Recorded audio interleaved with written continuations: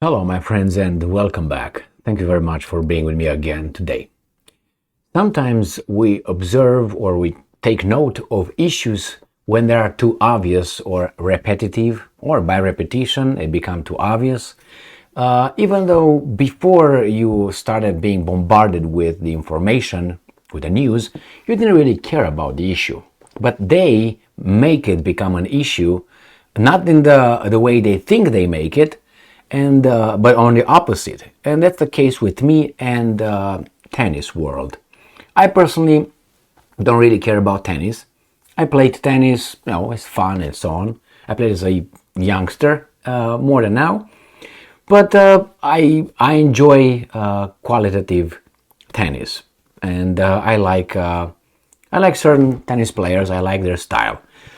But these guys, and when I say these guys, I'm talking about the Western media. The Western media, when I look for articles or I want to understand what's going on in, things that I'm interested in, and I scroll down on, Yahoo, for instance, or this and that, I find a consistent smear campaign against Novak Djokovic, the Serb, and some positive, most of the time, of other, I would say, less valuable players.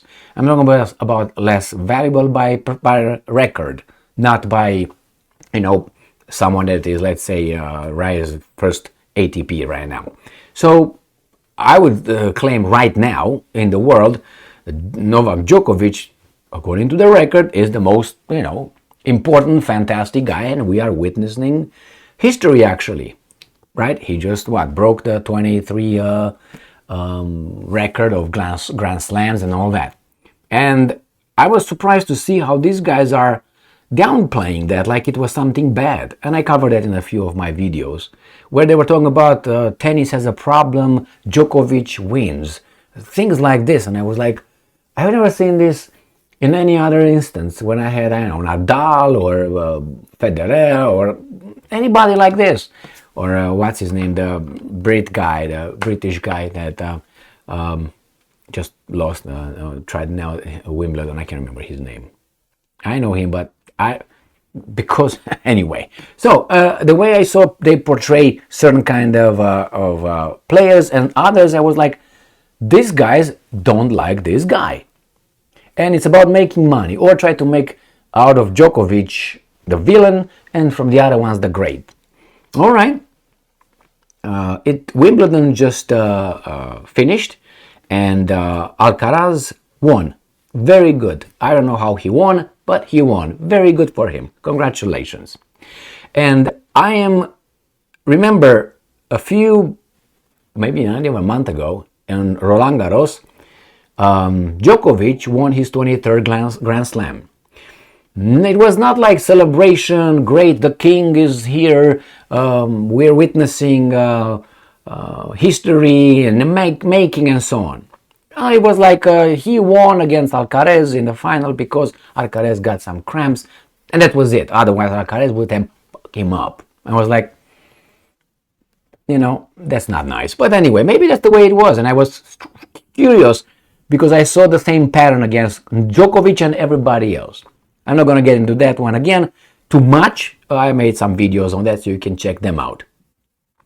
So now Alcaraz won, and this is I'm going to show you how opposite, how different the titles are for two articles. One about Alcaraz winning and the other one about Djokovic at Wimbledon. So this is Alcaraz.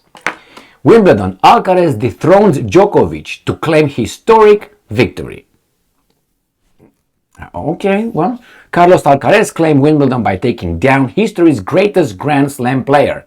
Okay, they put him only in this category, greatest Grand Slam player, defending Novak Djokovic in 5 sets. Okay, congratulations. You see here, dethrones, like that means Alcaraz is the king.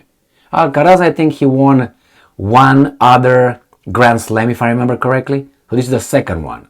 Djokovic has 23. You need about 21 more to dethrone this guy. Okay? But anyway, historic victory. Everything is fantastic. I'm okay with that. if I wouldn't read this one. As soon as this guy shows up, right? Right here. And a picture. This is from the Telegraph. Tears, tantrums, and controversy. Welcome to the Novak Djokovic show. Story by Oliver Brown and Ushe Amako, Friday. How would you like if this guy would be your father, for instance, and they would make such an article and they would put this picture over there? Do you think this picture is here because they are, I don't know, objective, or they really want to make fun of this guy here? Versus this one, but I'm going to show you Alcaraz as soon as this thing works. I'm going to show you this picture. Great, fantastic, nothing wrong about it.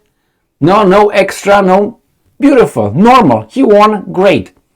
But this guy, I let you be the judge. All right.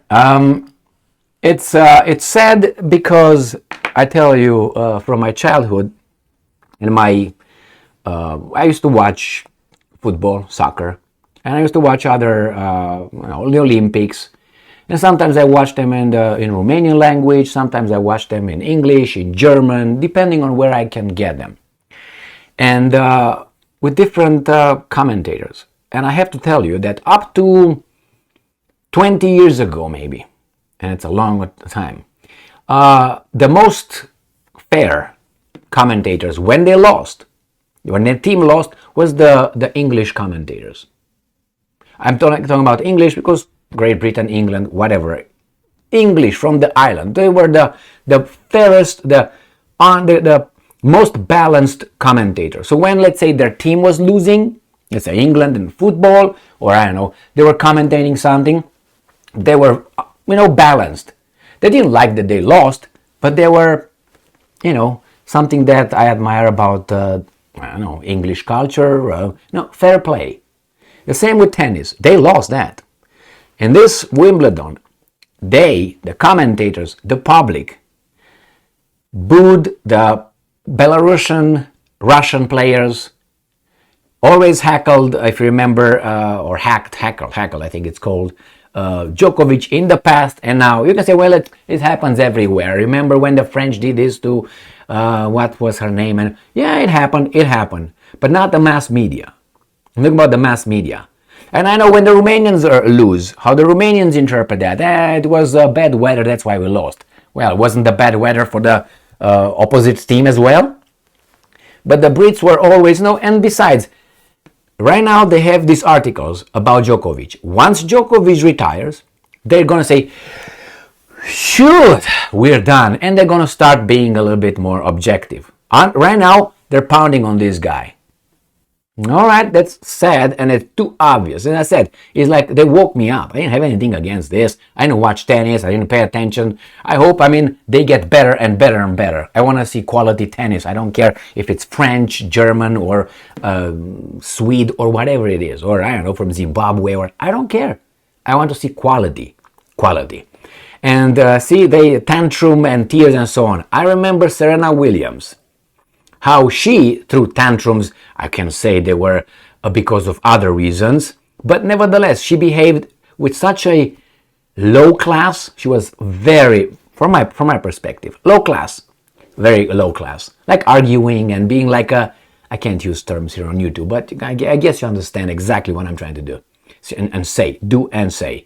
And they were always, someone else has a problem with her. And they claimed this is ism, is phobia, is dabaloba, is something else. They provoked her. And she was an angel. All right? Let's put it this way.